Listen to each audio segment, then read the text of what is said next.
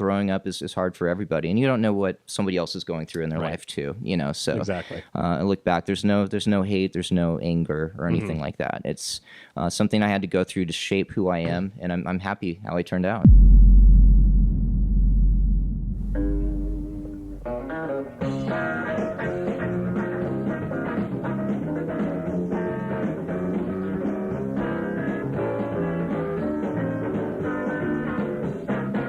Hello and welcome to the latest episode of the Bad Times Good Stories podcast, the 100th episode of the Bad Times Good Stories podcast. My name is Joe Flanders. I am as thrilled today as I was the first day I released an episode of the show. I'm happy to be with you. If you are new to the show and you're here thanks to my guest, Jinxx, a.k.a. Jeremy Ferguson, one of the guitarists of Black Veil Brides, among many other things that he is up to, welcome to the show. Every week, I talk with a guest about an awkward, embarrassing, or straight-up bad time from their life that they're able to laugh about and hopefully have learned from and have been able to sort of rise above. And those of you who have been here for 100 episodes or 50 or 10 or 5, welcome back. I'm very happy to have you here. And happy to share with you today's episode with Jinxx. We talk about sort of his upbringing in Iowa and sort of not fitting in, which I think is a theme for a lot of musicians and rock musicians. And really the crux of the conversation that I wanted to talk about and what I was interested in was just the fact that I think a lot of musicians were not cool, quote unquote, growing up. And, they had their issues and challenges, maybe were bullied. And then they become the definition of cool by being in a rock band and performing in front of thousands of people and being on the cover of magazines. And it's just, it's something that I've always wanted to talk about with rock stars. And I had the chance to with Jinxx. So it was a lot of fun. And I hope you enjoy it. If you do enjoy it, give us that 5 stars on iTunes. We're up to 59 5-star ratings. So give us that one more, and we'll get to 60. And then we can start all over again and get to 70 and 80. You get it. But thank you to the people who have done so far. I really appreciate it. It just helps us book guests and all that good stuff. You can email me at badtimesgoodstoriespodcast@gmail.com. Let me know what you think of the show. Share your own bad times. And you can check out badtimesgoodstoriespod.com for past episodes, 100 episodes, merch, and a link to the Patreon page so you can support me and the show if you are so inclined to do so. I generally skip through introductions on the podcasts I listen to, so I'm not going to wax poetic about 100 episodes right now. I just want to say that it's been a really fun process for me. It is a lot of work, but I really enjoy chatting with somebody every week, and it means a lot that you guys enjoy it. And so at the end of my conversation with Jinxx, I actually talked with Andrew Porter, who created the show with me. He was my co-host for the first 48 episodes, I think, and then kind of went off and doing it solo now. So we talk about that and sort of the genesis of the show and all that good stuff. So if you're interested in that, stick around. I talk with Andrew after I talk with Jinxx. That's all I've got for now. So without further ado, here's my conversation with Jinxx.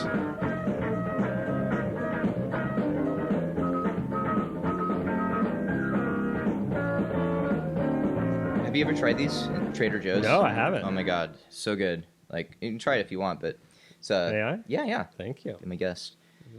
I mean, I drink straight coffee, black, but it's that's pretty good. It does the trick, man. I call it my brown bullet, not silver bullet, but it's like if I just need a pick me up. Yeah. In the afternoon, this is it, man. I drink one of these and I'm just buzzing the rest of the day. So. I got to be honest, I've never been drawn to cold brew because I feel like it really brings out the flavor of coffee. Yeah. Which I'm not crazy. I like it. I just like it hot. Okay. Because it just tastes hot and not like coffee. Sure. But that's actually very good. Yeah, it's actually got a flavor to it. So. It does. Yeah. Huh. I may have to look into that. Yeah. Huh. Yeah. You mind closing the cabinet? Not at all. It's very professional yeah, sure. shoot here from my kitchen. How's it going with you? It's going great, man. Going great. My wife and I just adopted a new little furry friend. That's exciting. Little poodle mix. His name is Jagger, and we just love him. So. Oh yeah, I saw you posting about that on social media. Yeah, yep. Jagger's got his own Instagram page. He's got his own Instagram page, Jagger the Poo, and he's just fitting just right in with our little family. So we love him. Has that been any? Because you have cats, right? Yep. So what's the big adjustment from cat to dog? Well, so we've had 2 cats for the last decade. Mao and Orange Cat. And Orange Cat, unfortunately, just passed away about a month ago. Sorry. And it was really hard. He'd been sick for a while, and he finally went, and we took a little time. My wife wanted a dog for a while, and we finally decided to go look in some no-kill shelters in LA, and we found him. He was a rescue. They found him in South LA. He'd been, his hair was all matted, and he was flea-ridden. He had a tick, and just all. They brought him in. They took really good care of him, and we went and saw him on Sunday, and just fell instantly in love. So it was love at first sight, and he's just fitting so well with our household. So it's a good feeling, and he gets along with Mao, which is great. Well, that was the main thing. Yeah, exactly. Yeah. A while back when we were filming the Andy show at the studio, we did it at. We found Andy found a stray, and it was matted and everything else, and then we ended up like taking it to a dog barber. What word am I looking for? It's not a called groomer. A groomer. Yes. Yeah. Okay. Clearly, sure. I have a lot of experience with these things. And then we ended up. We named him Ed Chang after a billboard we saw for a lawyer, and it was just fun to call a dog Ed Chang. Sure. Yeah. And then we ended up like my girlfriend's brother-in-law's brother now owns this dog in Arizona. Okay. All right. My sister's girlfriend's brother's aunt's cousin's father's roommate in college. Right. And they'll send pictures sometimes, and we're like, Yeah, Ed Chag, yeah. look at him. They didn't keep the name. Yeah, I was gonna say, did they keep the name? Okay, yeah, because that's a funny name. It really funny is. Names. I love funny dog names. Right? So, yeah, and human dog names. Right. I'm a big fan of. And just so that way you could like not tell people any context. Which is like, I got to get home and let Ed Chang out. He's probably got a shit. And Yeah. Who Sure. the hell is this roommate that they have named Ed Chang? Yeah. Anyway, so congratulations. Thank you. Yeah, we named him Jagger because he's got. I know he has an underbite. He's got a face like Jagger, and he has a swagger like Jagger. I mean, it's just the way he walks, and it's like, oh man, okay, Jagger, that's his name. We wanted like a cool like music rock and roll name for him, and we thought about it for a minute, and it was like, oh, that's it, Jagger. So and it just fits. Well, that's terrific. Yep. It's on my mind because I'm working on it right now. I'm currently editing something for a pickup artist, I think. It's some job I found online, and I was hesitant to do it because I just assume all of these people are snake oil salesmen, Okay, sure. Where it's just, I mean, he doesn't label himself as a pickup artist. I guess it's more of like, by bringing out your confidence in life, it will then attract women. I see. Okay. And I think I'm having a hard time with it because I bought one of these at high school, like from some other dude. Okay. It was like a binder about like, I wish I could remember the name of it. But I'm just like imagining like, am I editing this like to the 18-year-old version of me? Of yourself, like, yeah. Why don't I have a girlfriend? I'm popular. I have friends. Right. Right. And so I'm curious, how was dating and stuff for you in high school? Well, okay. So on that subject, my wife and I just went to Des Moines, where I grew up, Des Moines, Iowa, mostly to visit family. And then also, I spent a couple of weeks there just reconnecting with where I came from, which I think is really important. I can't emphasize enough. First of all, I can't emphasize enough how important it is to travel, see the world, experience different cultures, and just educate yourself. But also, don't forget where you came from. You got to go back and just remember where how you grew up and where you came from. Family is so important. There's been times in my life where I've disconnected with certain members of my family, and whatever. Life is too short. You have to relationships with people, especially your family, blood. It's so important, and you just have to, spend as much time with them as you can because life is just too short. So Totally agree. Getting that time is very precious to me, but on that note, I got to go back. And just kind of revisit some of my old haunts in Des Moines, Iowa. Yeah. And remembering like my days in high school. Okay, so here's the thing. In high school, I was a bit of a nerd. Big shock. I still am. But I was just out of place. Okay, Iowa. Nothing against people there or anything, but it's just very like.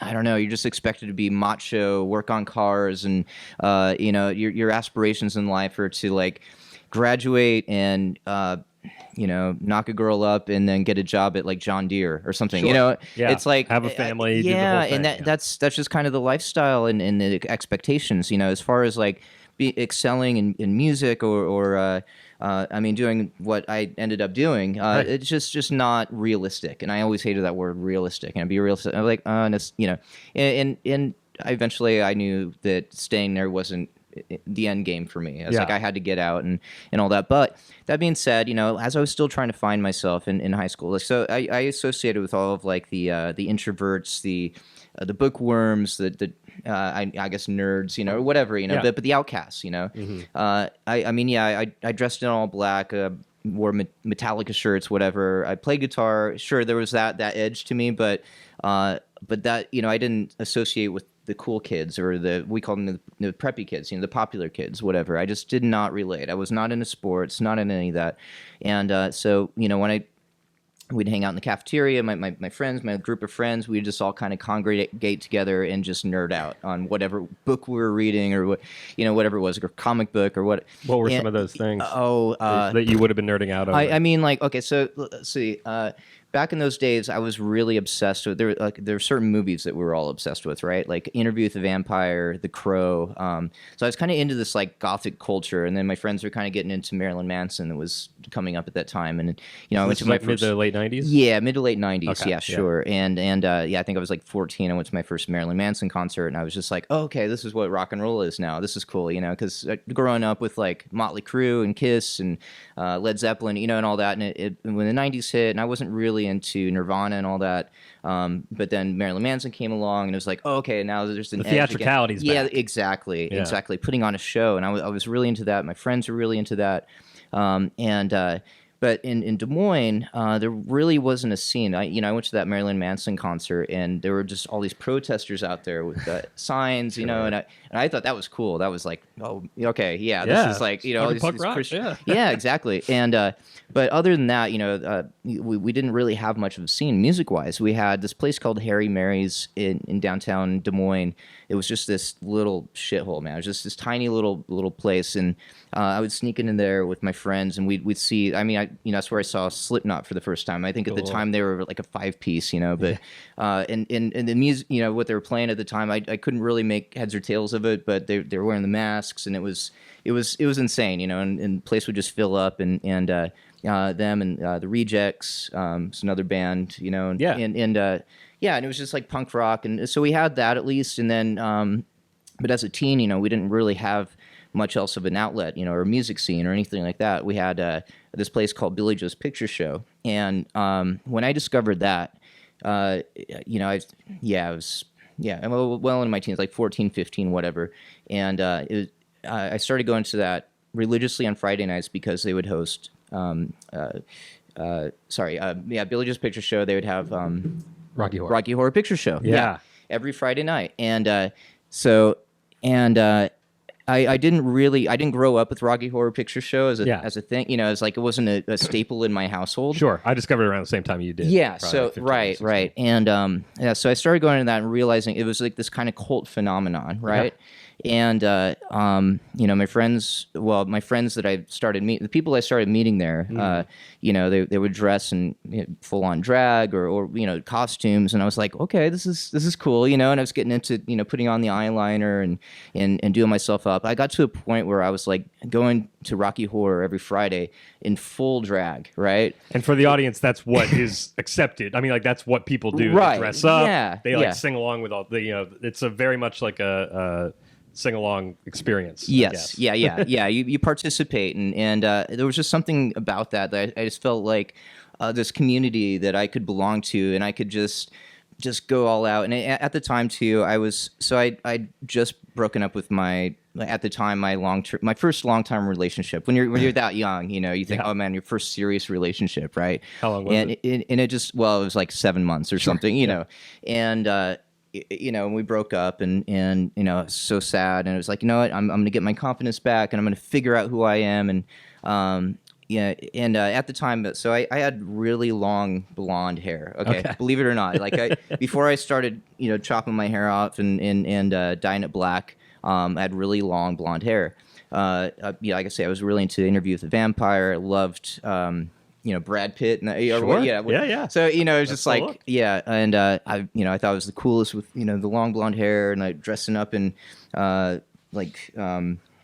like Baroque clothes, from the 1700s, and that was cool to me. Yeah, and I think we just discovered Hot Topic at that time as well. So anyway, I and but I would sneak out of the house. Like my mom would be in bed by that time or whatever. So it's like 10 o'clock. Rocky Horror would come on at like midnight. Yeah, I was gonna say. Yeah, it's like a midnight showing every Friday. And I would go there, and then we would continue on the party afterwards. And I mean, this is like I couldn't drink at this age, it was before I was 21, so it was all we had. And we go to this place called Perkins down the street, and we'd go there, right. And I'd be hanging out, like I don't know, I'd be dressed in like a top hat and coattails or something, and my eyeliner, and I had this like. At the time, I was like smoking clove cigarettes out of a cigarette holder, and I'd order like French press coffee, French silk pie, French fries, everything French, right? And we'd have this long table of all of this cast of characters that came from Rocky, and we just thought we were just the coolest. That was it. That had to feel really good to just feel like you found your people, right? Exactly. Yeah. And I'm laughing partially because I feel like there's just. And not to belittle anybody who might be doing this right now, but there's like a high school playbook. Yeah, because exactly. like what you're doing, my version of that was I would get like, I remember I got a shirt from Hot Topic, but it was like, it said "Word to Your Mother," and it was in like felt or something. Like I went the more goofy route, and I would wear like Care Bear slippers and flannel pajamas out. Sure, like that was my version of your Baroque attire. Right. But I smoked Black and Milds. Okay. Yep. Like I don't know, that was my like rebellion, I guess. Yeah. So anyway, that's why I'm laughing, because it's just it seems most people have a version of this, right? Or at least the people that I talk to and who are artists of any kind, and exactly. Anyway, so that's why I was laughing. But yeah. So anyway, so. I found that I found my community and my people I could belong to, and I was meeting girls, going to dressing up as a girl, and then it was working for me like really well, and I was like, okay, yeah, cool, but man, it was really funny. So like I said, I was going to this religiously every Friday night, every week, and I didn't really suspect, because I didn't necessarily run into friends from high school or friends that I grew up with, right? Yeah, or suspect that they would even find this place. Right, it wasn't on their radar. Yeah, it wasn't really on their radar, and it was a completely separate group. Than anyway.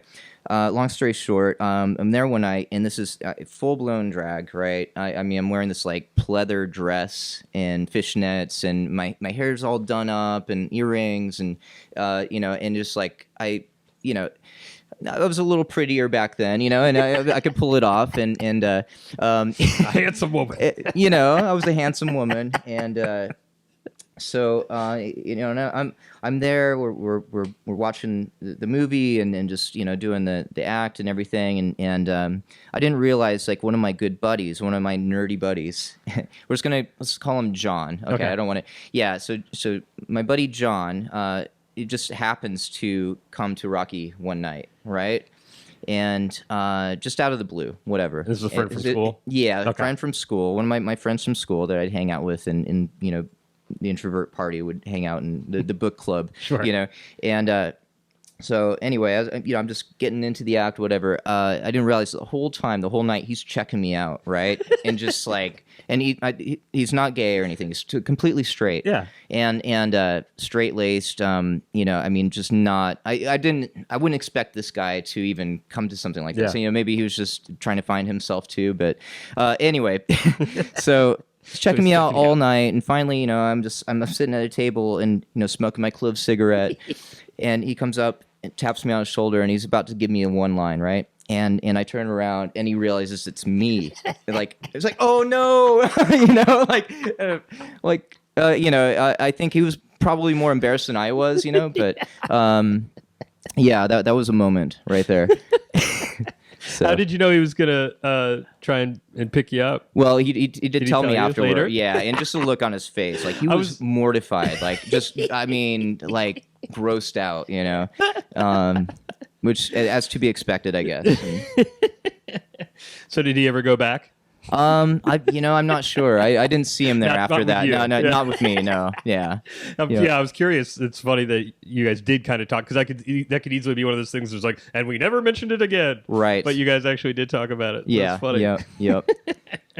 So anyway, thus the beginnings of Jinxx and finding my character or whatever. Right. That's where it all started. I'd have to say it. Rocky. Rocky Horror. Yeah, Rocky Horror.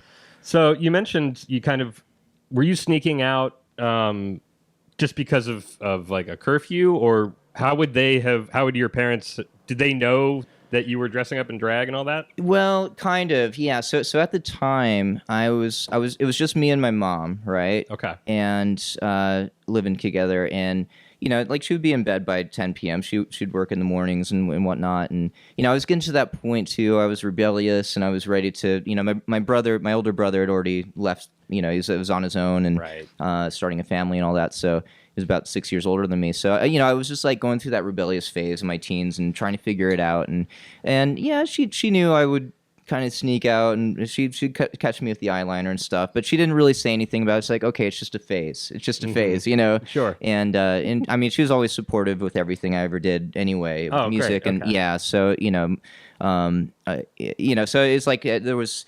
I don't know what I was exactly rebelling against. Oh, I was in the same boat. Yeah. So my mom's always been supportive of everything, but there might have been a fear. She's like, I don't know, like where he's, which way he's going with his life, But I wasn't causing any problems. I wasn't out there, I wasn't drinking. I wasn't, doing drugs or anything. Yeah. I was hanging out with people that were pretty straight-laced as far as that's concerned. So it's like, wasn't doing anything bad or causing any problems or getting in trouble. So. So you mentioned, you weren't into sports, you weren't into doing any of that kind of stuff. Was there a point where you sort of tried to fit in, with all that, or did you always just sort of like, nah, fuck this? Isn't for me? Yeah, like I said, there was that period where I had the my first long-term relationship and girlfriend, and I was trying to conform to whatever. Was she more preppy? And she was a little more preppy, I have to say, and so before I met her, before we started dating, and then during, like, my friends even noticed, like, why are you dressing in, like, I think at the time, what was it, Tommy Hilfiger and stuff like that. Sure. And it's like, well, my girlfriend likes it, and so I was starting to kind of, and I was just like, no, this isn't me, man. I like to wear all black. I like to wear eyeliner. I Motley Crue, so I was like, there was like a period where I was trying to figure it out. I was like, oh, maybe this is more acceptable. I have to wear these clothes, and but it just didn't work for me. Is that what led to the end of the relationship? Pretty much, I'd have to say, just nah, not who you were. Just was not who I was exactly. Right. Yeah.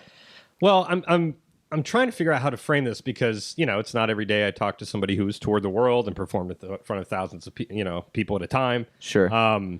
So how does I think the interesting thing about it is, like you said, you're still you consider yourself kind of a nerd, but I think generally people don't associate nerds with rock stars. But I think through the people I have talked to, I think a lot of musicians do see themselves that way, because they were sort of an outcast in growing up. Right. And it's just so funny that that an outcast, like you basically represent, rock and roll is cool. It's the definition of cool. So to go from sort of viewing yourself as an outcast, or actually just being one, to then kind of, being on the cover of magazines, kind of living this cool image, like how, I don't know what my question is, I guess. Okay. How does one, like, do you ever think about that?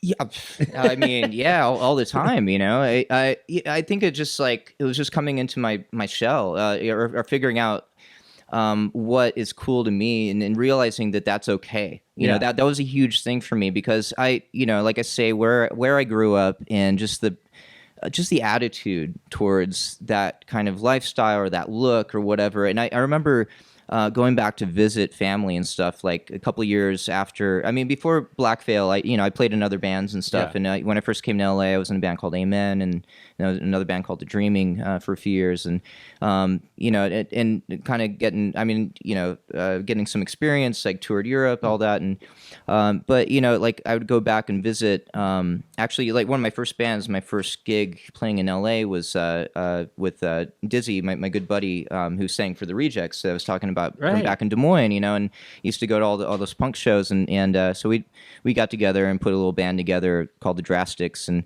I did my first show in LA, and then I was like at that point just kind of accepting the whole glam look and lifestyle and Sunset Strip, and at that time too, it was really exciting for me. It's like where all the bands I knew and grew up with, like Motley Crue and Guns N' Roses, and that's where they all started. And I was like, so I was just embracing that lifestyle. But then I would go back to visit family around Christmas time or something, right? Sure. And I'm all glammed out, my hair all teased out, and eyeliner and tight pants, and and I just remember the stares I would get, I mean, the moment I'd walk off that plane or to a gas station or something in Des Moines, and just like, okay, you're not from around here. I'm like, well, actually I am, but but it's just like, it's just so not acceptable, that appearance and that just, I don't know, it's just a different way of life. Yeah. So, I don't know where I'm getting at, but it's like, I just got so comfortable where, I found like a group of people out in LA where I could be that way. You found your Rocky Horror in I LA. found my Rocky Horror in LA, basically. Yeah. And it was acceptable.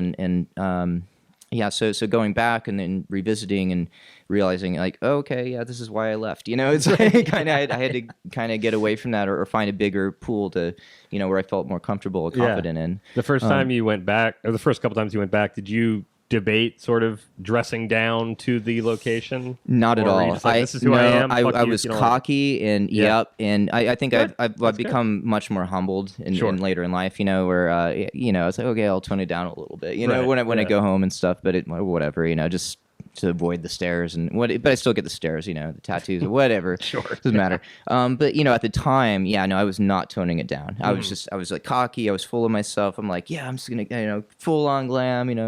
I had blue and black hair. Or, whatever. And so and I was just owning it. I think I remember, going back to we had this thing called the Iowa State Fair. It's like the biggest thing in Iowa every year in the summertime. And first time I went back to go to Iowa State Fair, and I'm just like full on glam, tight leather pants and fishnet shirt and the eyeliner, and it's just a bunch of cowboys and rodeo people, and they're just like looking at me like, who are you? What are you? Like,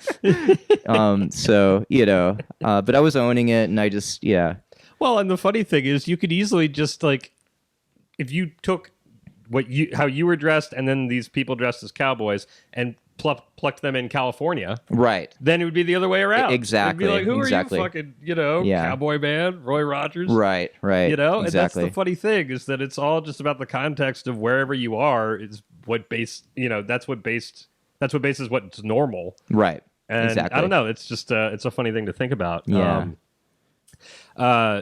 So I mean, did you have like the bully issues and all that kind of stuff like growing up? Absolutely. Okay. Yeah. So, like I say, my friends, my group, we were all the introverts. We were the bookworms. We'd, congregate in the library, or me, I would hide in. We had this choir room in the back room in the choir room where they had like a upright piano and an electric organ, and I would just nerd out back there, and just play Bach, or I was like the Phantom of the Opera, But I used to frequently get just picked on, beat up, middle school on, because I was carrying a violin case to school. Right. And that was it. It's just like, oh, what? And in the, back then the F word was thrown around a lot. Right. I don't want to say it here, but the 3-word F word. Yeah, exactly. And very commonly. And it was just, and I don't know. I played the violin because I looked up my grandfather, bless his heart, my grandfather George, passed away in 2007. He would play the fiddle, and I was just so impressed by it, and I wanted to play the violin because of him, and when I started getting into it and studying classical music, and I had this fascination with Johann Sebastian Bach and this music that I just, world of music I'd never known before. I was brought up in a rock and roll family and stuff, so that was kind of my rebellion too, just nerding out to classical music. But it just wasn't acceptable where I went to school, and I would get beat up, I'd get picked on, I'd have to just run away from school at the end of the day, and so it just did not get hassled, and so that was something I had to deal with the whole time growing up. And well, I think it's pretty cool that even at the time you were still being you weren't gonna stop playing violin or doing any of that shit. You not just at all. Dealt with it, and if anything, it probably deepened your love for music and all that Absolutely. stuff. I'm sure you're questioning why am I carrying this around? Oh, it's because I really enjoy it. Because I really enjoy it. If you didn't, it makes me happy. Right, exactly. It was something that made me happy. And then, and the thing, dressing up in costumes and the makeup, that made me happy too. Yeah. And, it's like, I was just finding myself like being comfortable with who I am, and as I guess now I consider myself, I am an artist, and I create, and I create music, and I love putting on a show for people, and it's just something I enjoy. When I'm on stage, I live for that moment every time. So it all started there, and it just that confidence grew when I just said, you know what, fuck these guys that just and I look back, and those people that hassled me then, they're what are they doing now? They're stuck. They're stuck in what and I wish them all the best.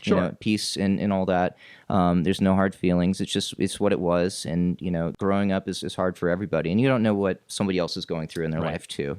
So exactly. I look back. There's no hate. There's no anger or anything like that. It's something I had to go through to shape who I am, and I'm happy how I turned out. So well, yeah, and like I said, that does seem to be kind of a common thread of rock musicians is that they've kind of, it's almost like a rite of passage or something. Right. Not one that they would choose necessarily, but has that been kind of your experience with interacting with other bands and musicians, that there's kind of a common theme? Oh, quite a bit.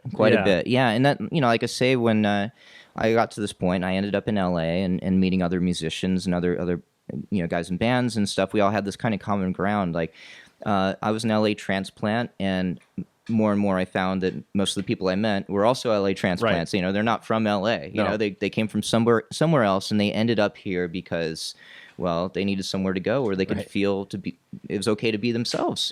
Be a freak, It's like, basically. So, and I just found that was very much common ground. The more and more I got into the scene and meeting other musicians and people I could jam with and gel with, and like when I met Jake and Cece, and we were jamming, and it's just like, Cece came from here, and then Jake, he came from Minnesota, Idaho, is where he grew up, and but Midwest boy, Ashley, Midwest as well, Missouri, and then Andy from Midwest. Ohio, Midwest. It's like we all kind of had this common thing that we experienced. We were all bullied. We were all just for being different or liking what we liked, and it's just something we all went through, and eventually we found each other. Right. And I would imagine particularly early on, they're probably it's probably a fairly welcoming community, because it is made up of people who weren't welcomed, from wherever they came from. Mm-hmm. And then I'm sure, as you get bigger and people's egos get bigger, there's the potential for, beef or drama or whatever. Sure. But I feel like I would imagine it was a fairly, welcoming community. Absolutely. Supportive. Yeah. Mm-hmm. So you came out to LA right after high school, or what was your? No, like I said, I went to Portland, Oregon first. Oh, right. Yeah. It's and actually it was a girl I met in Rocky Horror in Des Moines, and I ended up following her out to Portland, and I was there for a few years, and trying to do the band thing. I was involved in maybe 3 or 4 different projects at one time, and they had a pretty cool scene. It was pretty hip and stuff, and but to me, I don't know, it was just a bit too pretentious. Everyone was just a little too cocky about oh, well, we're from here, and we don't really want to break out of this scene. This is it. And well, no, dude, I want to tour the world. I want I don't know what you're talking about. Yeah, you don't want to conquer Portland. You want to conquer the world. Yeah, no, exactly. And it wasn't until I came to LA to, like I said, I did that first gig with Dizzy from the Rejects and stuff, and then he introduced me. I owe so much to Dizzy Drastic, for introducing me to the right people and making connections for me. And then, then I met Casey Chaos, Amen, my buddy Joe Letts, who played drums, and we joined that band. We toured Europe together and just experienced a lot. We were all very green and cocky in those days, and but it's just a life experience that you just can't replicate or look frown upon. It was just something that happened, and it was exciting, and how old were you? So I was on that first Europe. Yeah, I was in my early 20s. Okay. So yeah. So what was that tour like? I mean, just being that age and doing your first tour, I imagine that was probably the first time you'd been to Europe, period, or had you been? Yeah, first time, period. And I mean, it was exciting. I mean, we were just like right off the bat, we were doing shows, festivals, festival season. So it was like May, June, and we were doing like all the big metal festivals with like Iron Maiden and wow. Slayer, and so we're playing in front of like 80,000 people. It's like I'm used to playing in a room full of maybe like there's 10 people and just kind of like arms crossed and just kind of like nodding their heads. The shoegaze are kind of and now here I am playing, like it's just maddening. It's just like night and day. So I got that out of my belt. I got that under my belt. And then we did like a UK tour after that, headliner. We were just doing like all the academies and stuff in the UK, and I mean, just packed houses and punk rock. I mean, like these kids were just die hard for this band, right? And I had no clue, and it was just like, it was insane, just madness. And so I came back from that just hungry, right? Mm-hmm. And we came back from that tour. We kind of fell apart as a band, like explain like what happened, but we just kind of went separate ways, sure. As you do, and didn't really make any money from that tour. And then I ended up with another band. Chris Hall from the band Stabbing Westward contacted me and say, hey bro, you want to, we'd met, we were acquaintances through mutual friends, and he was starting up a new band called The Dreaming, and it's like, yeah, it sounds cool, so I did that. We did that for about 4 years together, and just didn't really break out of the States with that. We just toured around the U.S., but we had a lot of fun doing it. We put out a record, independent release and all that, and then it was around the end of that, and then I was introduced to Jake and what he was doing. He was writing music, and then I heard what he was doing. I was like, oh, I want to do that. It's like, and we just started jamming together, and we met CC, and just like things just kind of fell into place, and one thing led to another, and then I was like, my time was done with The Dreaming, I was like, all right, I'm gonna kind of move on. I'm gonna play with these guys now, Well, and that's it's interesting because I was talking to the latest class of alums from where I went to college, art school. They come out to LA right after they graduate and screen their movies for people and all this stuff. But anyway, I was asked to like talk to some of the students, and I just told them, like, you got to put yourself in a position where things can happen, right? And it, for you that was getting out of Des Moines, right? And then making it clear what you want to do, yeah, and then meeting people, and then playing, and and then it all just kind of happens, right? Was there, why do you think, I think a lot of people, particularly in areas like where we grew up, they may love playing music, and then they're content to play on the weekends at the bar or whatever. So what was it in you that you think you just knew, like, that's not going to be enough? Well, I just saw the potential in, and I think the mentality has a lot to do with it. Yeah. And it, to people where we grew up, or where I grew up, it's like a pipe dream. It's just so far out of reach. Right. And I don't know why the mentality is that, I don't know if they just feel like, oh, we're stuck in the middle of the country, or it's just like I mean, I think the mentality too is like the idea of traveling to like another country or somewhere far away is just like just out of reach, so out of reach, and when you grow up where like everything is just kind of comfortable and within reach, and just all right. And it's just a comfort, I guess. Yeah, I think that's it. And that's all it is. People just get really comfortable in that lifestyle and that way of life and that mentality, and and I do have to say it is uncomfortable breaking out of that. And there was Many years I spent sleeping on couches or homeless, and we were talking about taxes. I mean, there was like a few years where I was just a ghost and I didn't pay because I was like, I didn't have anywhere to live. I was just kind of living in rehearsal spaces, and it's not comfortable, so it's understandable that people will just get comfortable. It's like, well, I have a good paying job, I have a family, and I'm happy to play music on the weekends. Right. Me, my cocky self at 18, whatever, that was not enough for me. Sure. I needed, I wanted it all. So, right. I had to break out of that mentality. Well, I'm glad you mentioned like sort of, living in your car and everything else, because I feel like oftentimes in interviews, I always feel like those times are glossed over, and it makes sense because it's not fond memories probably. Right. Not with you, but just anytime, talking to somebody who's a success. Mm-hmm. So, what was that period of time like for you? Like, did you ever question your decision, your choice? Oh, absolutely. Every day. Yeah, every day. It's like, what am I doing? And I would like have my mom or my brother come visit, like, oh, my rock star brother, he's like living in LA and living it up.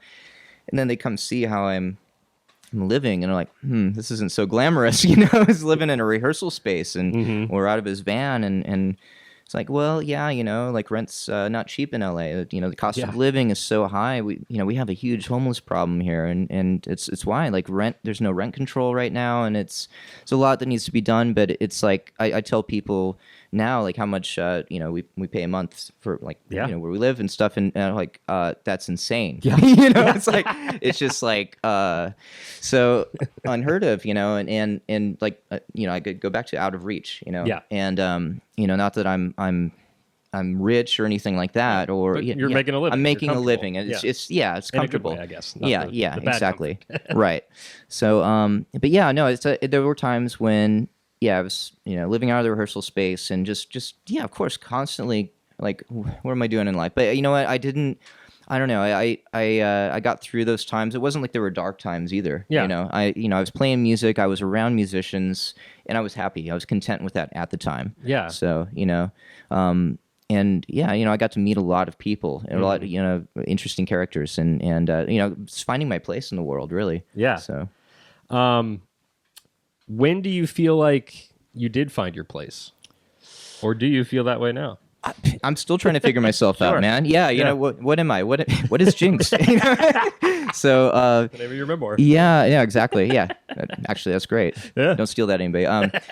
So I'm still trying to figure it out. I'm never done defining who I am. Right. I'm always constantly reinventing myself, and I think everyone should do the same. Like, don't be content. Like, if you get content with a certain period in your life, then you look back to it with fond memories, and then that's it, and now you're depressed because, oh, I did that then, and that was the best. No, that's depressing. Don't be like that. No, right. Every new day and every period in your life should be the happiest, and if it's not, then you need to change something. Definitely. So yeah.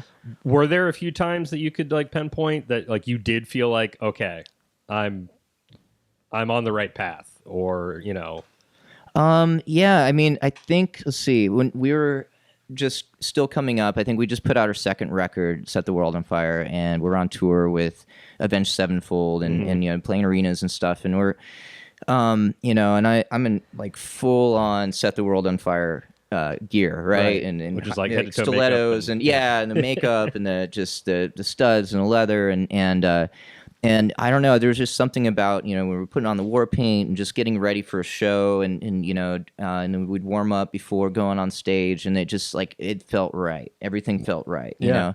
And, I mean, that, when I started feeling that for the first time, that feeling with these five guys, the other four guys, and, it just, that felt right, and I felt like we accomplished something. We accomplished that goal that I was setting out to do from the time when I, left home. And sure. Yeah, so.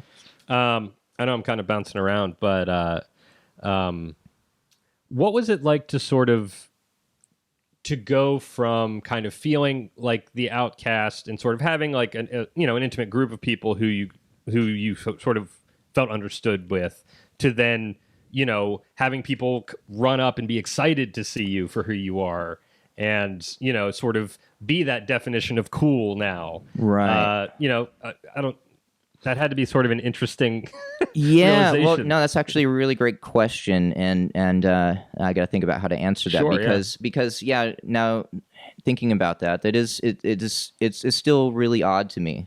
And dealing with, 'cause I'm still introverted. I still consider myself a nerd. I still love just sitting home and reading a book, and behind closed doors, and just I'm quiet and normally, so when somebody runs up to me, like say for instance, I'll be out and about with my wife, like we'll be shopping at like Target or something, whatever, who knows, and I feel those eyes upon me, there's going to be this one fan or whatever that happens to spot me, and I'm like, okay, all right, I just gotta, zen out a little bit, like, and hey, do you want a picture? Let's do, but it's still weird to me. It's still weird because I just don't think about it, Right. Yeah. Like when we're out on tour and stuff and meeting fans, like the meet and greets and stuff, that's one thing. Is we're expecting that, right? Yeah, you're in kind of your world. So it just depends on the place and the time, I guess. Sure. And where my mindset is at, because when I'm off the road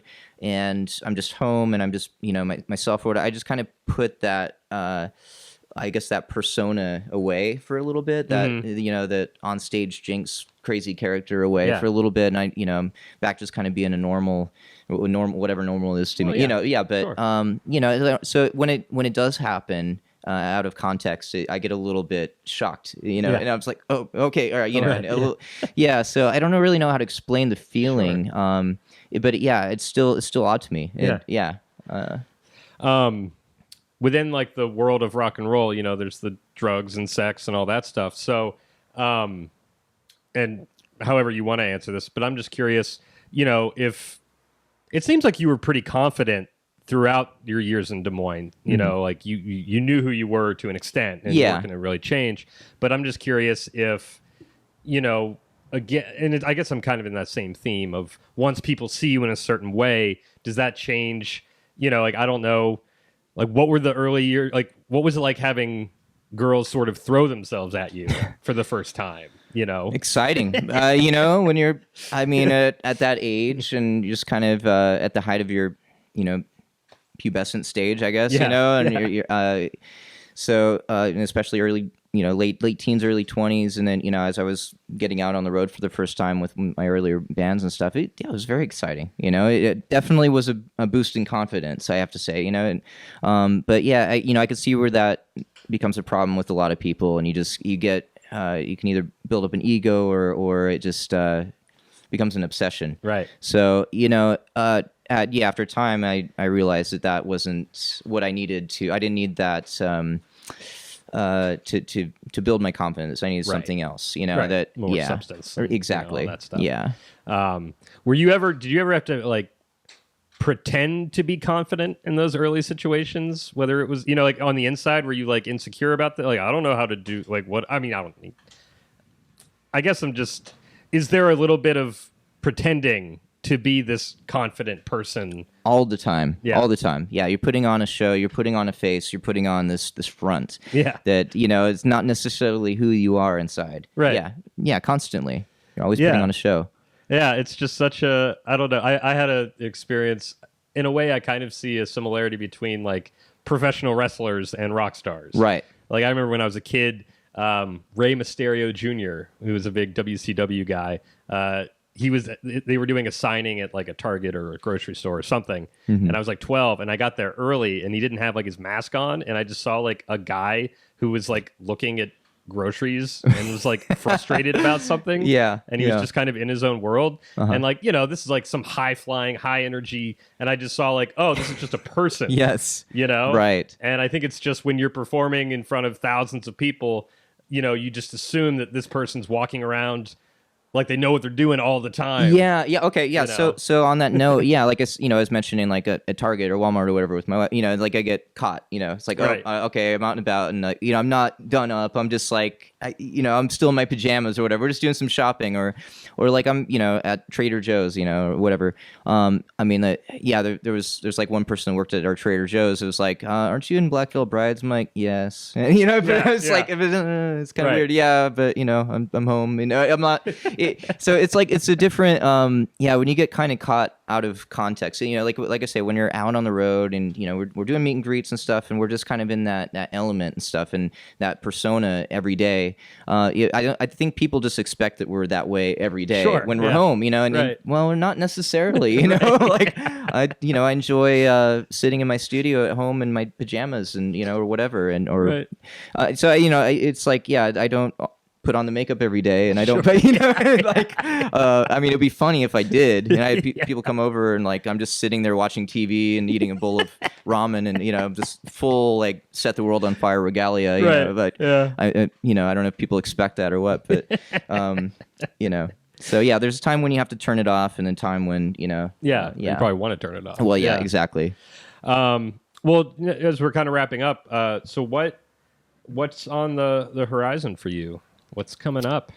Well, we have a lot coming up, actually. We're working on re-recording We Stitch These Wounds, and which is very exciting. We're Joe's first album. Right? Yeah, it was our first record that came out in 2010. We're looking to release that next year for the 10-year anniversary. That's exciting. So very That's exciting. Awesome. Yep. So we're working on that right now, and you know, whatever entails with that tour and whatnot. So very excited to get back out on the road again with Black Veil when that happens. And then more currently for myself, I've been working on a little project that's kind of a secret, but kind of part the reason why I went to Des Moines. Other than seeing family and all that, was doing a bit of research for a project I'm working on that's very, very close to home, and so kind of breaking into the film industry a little bit. Yeah, so, like composing and stuff, right? Yeah, composing and so and I've got a story they've been working on in a script, and so kind of working on a project with something that happened to me when I was a kid in the house that I grew up in, and I'm very excited to tell that story and get that out there. So that's what I'm primarily working on right now. That's awesome, man. Yeah. Well, I appreciate you coming on and talking about all this good stuff. And I can't wait to hear the re-release and everything else you got going on. Awesome, man. Thanks for coming on. Yeah, thanks for having me. Yeah. That was the episode.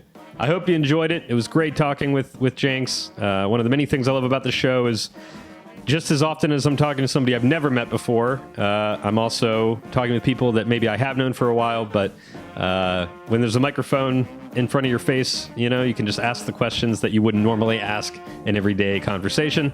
So it was great talking with him in depth about sort of his background and all that good stuff. So now, as sort of a special bonus, I'm going to talk. Here's my conversation with Andrew Porter about the sort of the foundations of the show. Well, here we are. Here it is. On the 100th episode of the show, it only felt fitting to talk with you, who were here for like 48 of them or something. Something like that, yeah. So, how long it's been? It's been a bit. Yeah. How you been?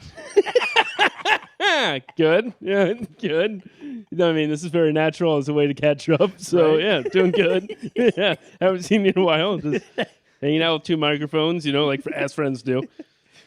I don't know if I've never done the couch thing for the show. I don't know how I feel you about mentioned that. Yeah. Yeah. What don't you like? What do you like? What are you going to keep? Unnatural. Yeah. Extremely. Yeah. Something about a table. It's a delineation. It's like a yeah. You know, this feels like it feels like, and also like our couch isn't ideal for it because it's like ideally if it was just one, if this wasn't here, then we could have a little. I feel like I'm very close to you. I don't know that I've sat this close to you since we were on the airplane together to Jamaica. Oh, that was already a small plane, and then we got closer. I remember that. That was, Because I just got back from flying, and anytime I'm on a flight, I always just look at the person that's sitting next to me and go, and just think, I hope I don't touch their upper thigh. Like that was, Was it even a storm? It was pitch black, so I have no idea what was going on outside. Okay. It was legitimate turbulence. I just remember I was asleep. I could feel it, the plane shaking a little bit as the plane sometimes does. Yes. And I was like, well, I'm going to sleep and try to sleep through this, whatever, if it gets worse. And then I did. I went to sleep, and then I was shocked awake by just a claw onto my upper thigh, and I didn't know what was happening, and it truly did scare the shit out of me for a second, and then I looked, and it was you, just wide eyes, like this close to my face, and the turbulence was so much worse. And then I don't know, what did I do? Did I say anything? Or You did were I not? just like a father talking to a scared little boy. Okay. Yeah. You were just like, it's going to be fine. And you Yeah. said it in a very reassuring way Yeah. that I appreciated. Yeah. And then I was incredibly embarrassed. The rest Yeah. of I remember I flight. went right back to bed. Yeah, too. you went right back to bed, which helped. Yeah. Which helped. Yeah, to bed. Yeah, because that's the thing. I decided in that moment, if I stay awake and try to talk you through this, it's only going to make it worse because Yeah. it's going to amp up the Right. seriousness. But if I just go back to sleep, I get more sleep, and you get to see that it's Just not a big eject yourself Yeah. from this awkward conversation. Yeah, it wasn't awkward. Just Well, no. I wanted to sleep. Moment. I Yeah, guess. yeah. And then we landed in Chicago. And then, Oh, that's right. and I was like, I'm just gonna go walk around for a while. That's right. And I was just like, you do you, buddy. I don't know. I forgot. That was a weird. It's the way. worst time to fly. You're just hurtling through darkness. Yeah. Like now, I just get I get a window seat and I fly during the morning. How about over large bodies of water? Yeah. I haven't 'Cause had to what's, do What's that. the difference? I don't know. Somehow that seems like a more welcoming landing. Supposedly it's worse. Well, Supposedly it's a lot worse. yeah. Well, I don't I mean, fly like over putting bodies this of idea in water. your head. Like I say that, you just stir Yeah. off into the middle distance there for a second. Yeah, it's just hurtling through darkness that I don't like. Now I sit in the window seat, and then I can see the clouds, Yeah, but and then it makes sense to me. you go to Disney Yeah. quite a lot Yes. and ride rides. No, not really. What do you do there? I walk around. Go on the teacups. All right, okay. Do they still got Dumbo? They still have Dumbo? Yeah, I did that one That was- on that was- Monday. That was my favorite. Yeah, Dumbo. that was a fun one. I've done them. I went when my brother came here to visit. That inspired me to do Space Mountain, and I just made this large guttural sound the entire time. Yeah. Did you as I like was it though at the terrified. end or no? No, All right. no, not at all. We had a class trip to Epcot Mm-hmm. in school, and we went there, and I was the same, but then they got me on Space Mountain. The people management got me on Space Mountain, and I loved it after that. And a teacher cried because she wanted to go to the parade. But we were on Space Mountain constantly, and she couldn't find us. And Yeah. then finally she found us, and the parade had already happened, and she started crying. What was going on in her life? I wonder? That's exactly what I was going to say. Is like, on one hand you can laugh at it, on the other hand is something's going on there. Yeah, that's There's some weight you'll to it. I'm sure you laughed in the moment. I think we Not were. probably not to her I face, don't hopefully. think we did. I think we were too taken aback that she was crying all of a sudden at the happiest place on earth. And we're just, just makes it really sad. Yeah. Yeah. I remember they also had robot trash cans. Wow. Yeah. That hasn't made it to Disneyland. Well, they good because we kept trying to tackle them, so it makes sense. That's probably why. Yeah. Well, what else is going on? Not much, just life and work and play. Not so much. Yeah.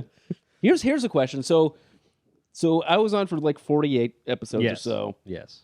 For these last 52, Yes. what has been some of the bigger takeaways? That's a broad question, so I'll narrow it down. But like, how have you seen like your interview style progress? Have you learned anything from your interview style that's changed?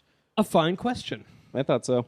from a fine former interviewer. Yeah, right? Yeah. Exactly. I think, thankfully, to an extent, I've run out of stories. Oh, So the that's a dynamic, blessing and a curse right there. That's yeah, because that says that okay, my life isn't complete shit story. yeah. Because after 100 episodes, Yeah. But I think as a result of that, because originally the concept we came up with on your porch was the guest would share a story, and then each of us would share one Yes. and kind of have a theme. And I still try and do that when applicable, Mm-hmm. but most of the time I just don't want to repeat myself, Yeah. So now I just, I think I just ask more and listen more to their stories. Yeah. And sometimes the story is really just like a starting off point to go in other. Really, it's just like I used to panic when people had a 5-minute story, and it's still not ideal. It's because that's obviously. But now I'm just like, instead of just mindless banter, I try to just ask equally personal questions that the story warranted, and then just try and get down and talk about all the bad shit they've been through. Yeah. And I was just about to say, is like I remember most of the episode we did together. A lot of the guests afterwards, after you shut everything down, they usually say, "Wow, that was." I didn't expect to go that deep on that subject or these subjects. Yeah. Is actually kind of therapeutic. Is kind of what a lot of people say is that was more therapeutic than I expected it to be.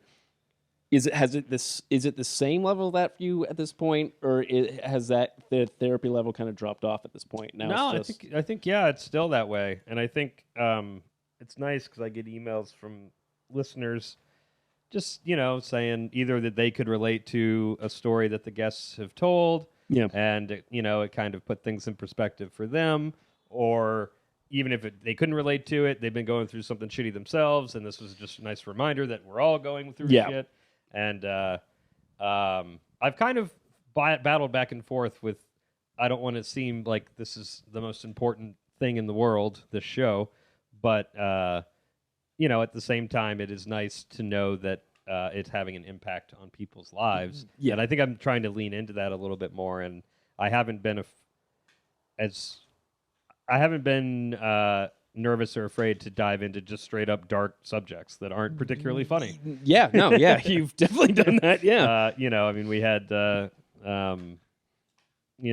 a great guest who is battling brain cancer. Yeah. And, had her on, and we found some funny in that, but mainly it was just inspiring the way that she's handling it all. And then had guests who just grew up with terrible living situations with parents and stuff. And then we've also I've done plenty of goofy episodes too, but so it's really just kind of whatever the most. And the weirdest part is just reaching out to people blind and saying, "Hey, I'd like to hear." Tell me of your painful moment. Yeah, the worst moment, the worst moments of your life. And then we're going to sort of riff on it. Then we'll just throw in some fun jokes about it. So I just acknowledge that when I'm sending Instagram messages to get potential guests, and thankfully the show and everything else I've done is well enough that I think I appear at least semi-legitimate with followers or whatever. It means nothing to me, but so I think that helps. 'Cause like, who's this? And really, there's not that many cities where a stranger could just send you a message. Hey, want to come over to my house and talk about the worst moments of your life? I'm not licensed in any way. No, I'm going to film it. It's going to then we'll live on the internet forever. Just come on. Exactly. Yeah.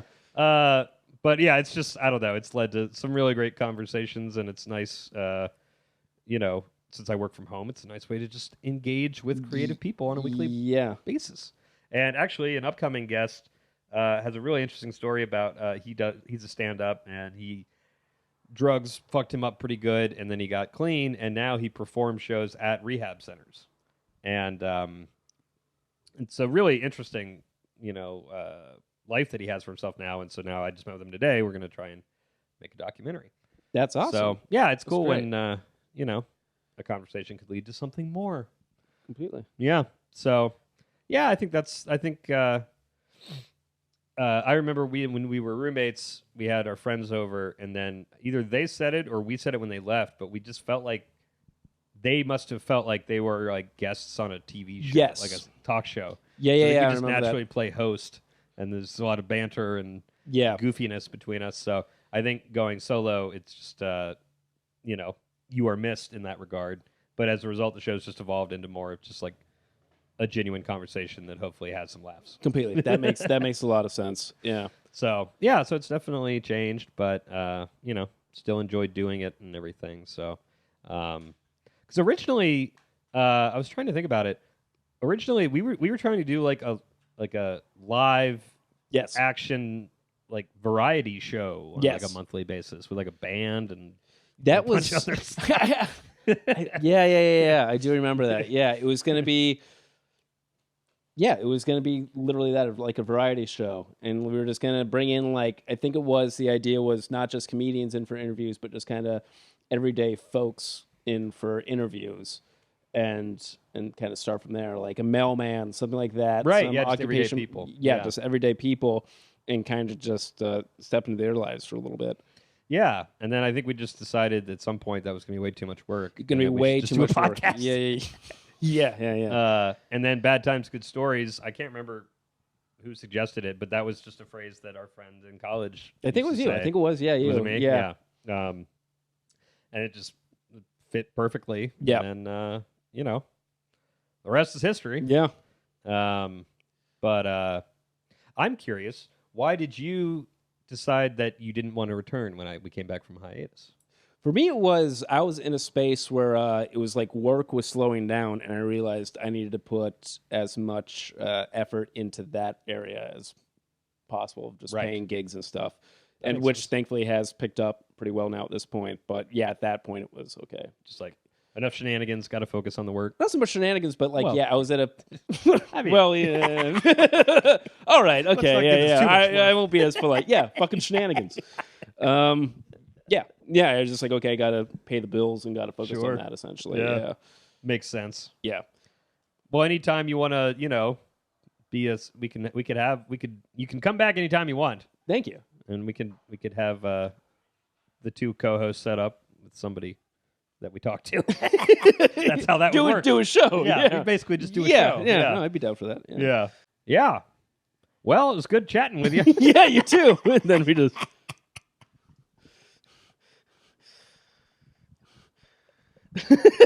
Yeah, it's pretty nice. I just walk out the window, Yeah, just walk separate directions. shake hands. So, not seeing you again, am I? remains. No, I'm not Yeah, seeing you. that's it. No, now we're gonna get dinner. Yeah, I said ramen earlier. I'm down for that or you? whatever. I What are might you want thinking now? something- I might want something with more substance. I'm pretty hungry. Ramen can be substance. But what are you thinking now? If not ramen, what are you? I'm down for whatever. Burger? Yeah. That's what I thought. Yeah. I heard that coming from a mile away. Something with more substance means burger. I'm actually very down for a burger. We'll see. We'll see how it goes. Why are you toying with just burger or ramen? Mix the two. I think there's a place that has a kimchi burger. It's a burger with kimchi. Do in it. they have beer? Yeah. Sounds okay. Sounds good. Yeah. All right. Let's do that. All right. Then I feel like we're just about to make out now at this point. Like, what point do we start making out? Just begrudgingly taking off our shirts. Well, I know how to get the foreplay going. I'll just touch your thigh again. Oh, God. I forgot. You know when you wake up and sometimes even like if you're visiting family and you wake up and there's a split half second where you don't know where you are. Yeah. You're just like that. Imagine that, but also there's a claw hand on your leg so you don't really remember where you are. It's very loud. And then your friend is inches from your face just... And then I think I did it again because that was just the connecting flight. And then from Chicago to Jamaica, I think I got your knee that time. Oh, that's Yeah. right. Yeah. I didn't, to be clear, I didn't purposely go for your upper thigh. No. It was just a reactionary thing. It was any part of the leg was enough. I'll tell you that. But you just did that. Yeah, got a good squeeze. Yeah, you did. Kind of tickled. Well, thanks for dropping by. Yeah, thanks for having me. That was the second part of the episode. I hope you enjoyed that as well. If you're still with me, I just want to thank you again for being with me on this journey. I really do. This show means a lot to me, and as I told Andrew, I think one of the fun things about doing something for this long is that it can evolve and become different things. And I enjoy talking with somebody about how they peed themselves on a first date just as much as I do a more serious topic like growing up with a schizophrenic mom or battling brain cancer or whatever it is. Because I think, as I go through my own challenges, like we all have our own challenges. It's nice and refreshing, honestly, to talk with people about the stuff they've been through.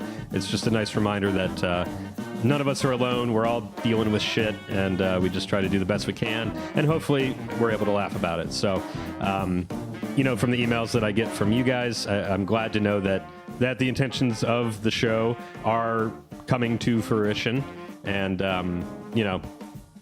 they've benefited you in some way. So glad to hear that. And thanks for listening. Thanks for watching. Check out badtimesgoodstoriespod.com for past episodes, merch, and a link to the Patreon page. Give us that 5 stars on iTunes. And here's to another 100 episodes of the pod. So, until next Wednesday, keep laughing.